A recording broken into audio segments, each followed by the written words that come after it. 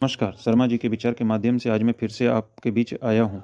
आज का विषय है राजनीतिक योग्यता। जितनी भी पार्टियाँ हैं, सभी एक दूसरे पर आरोप-प्रत्यारोप लगाते रहते हैं कि वो 9वाँ फेल है, कोई कहता है कि 8वाँ पास है। परंतु जब चुनाव आता है, तो सभी पार्टियों का यही हाल है। पत्रकार के पूछे जाने पर जवाब दिया जाता है कि पीए क्या करेगा? तजुर्बा है मेरे पास।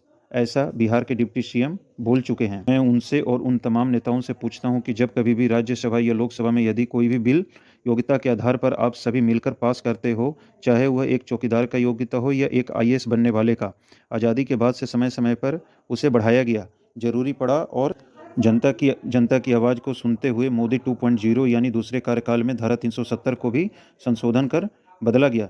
ज़रूरी पड़ा तो 3 तलाक कानून भी विपक्ष के न चाहते हुए भी उसे लागू किया गया, जो कि सराहनीय है। ऐसे बहुत से कानून हैं जो बाबा साहेब अम्बेडकर ने लिखा था, उस समय की ज़रूरत और आने वाले कल के भारत को सँवारने हेतु।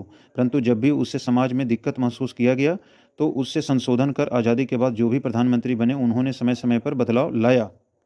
फिर मैं उन तमाम विपक्ष और पक्ष के नेता, खास करके आज के प्रधानमंत्री, जो भारत को विकसित राष्ट्र बनाना चाहते हैं, क्या उन्हें नेताओं की योग्यता में संशोधन को बढ़ाने का ख्याल नहीं आया?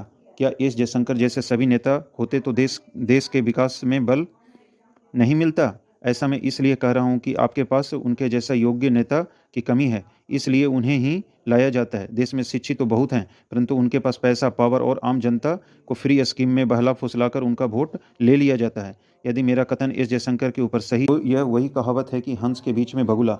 यह मैं इसलिए बोल रहा हूँ कि यदि आपके पास राज्यसभा और लोकसभा मिलाकर कभी भी आप यानी प्रधानमंत्री और सुप्रीम कोर्ट से निवेदन करूँगा कि आपके पास जीते हुए 778 नेता जो देश का प्रतिनिधित्व करने 5 वर्ष के लिए पहुंचे हैं, उनमें कितने परसेंट नेता विदेश मंत्री के कार्यभार एस जयशंकर जैसे नेता उस कार्य को अपने दम पर कर सकते हैं। अतः मैं प्रधानमंत्री का तो पता नहीं, परंतु देश के उच्चतम न्यायालय से निवेदन करूंगा कि वो राजनीति में योग्यता की सीमा को बढ़ाएं, क्योंकि देश आज़ाद हुए 78 वर्ष गुजर चुके हैं। हर विभाग में योग्यता बढ़ा है, सो राजनीति में भी बढ़ना चाहिए, क्योंकि राजनेता इसमें कोई भी आगे नहीं आएगा, चाहे वह प्रधानमंत्री ही क्यों न हो। यदि जो भी इसे पहल करेगा, उसे ही पार्टी से निकाल दिया जाएगा, क्योंकि जीत उसी की होगी जो ज़्यादा होगा। अपने नेता ज़्यादा से ज़्यादा अनपढ़ हैं, जो पीए के सहारे चल रहे हैं। यदि मेरा विचार ठीक लगे तो इसे लाइक, सब्सक्राइब और मैसेज कर अपना सलाह दे सकते हैं, और जो भी इसे सुने, यदि आपको सही लगता है तो इसे ज़्यादा से ज़्यादा लोगों तक पहुँचाएँ, ताकि इसमें बदलाव आए।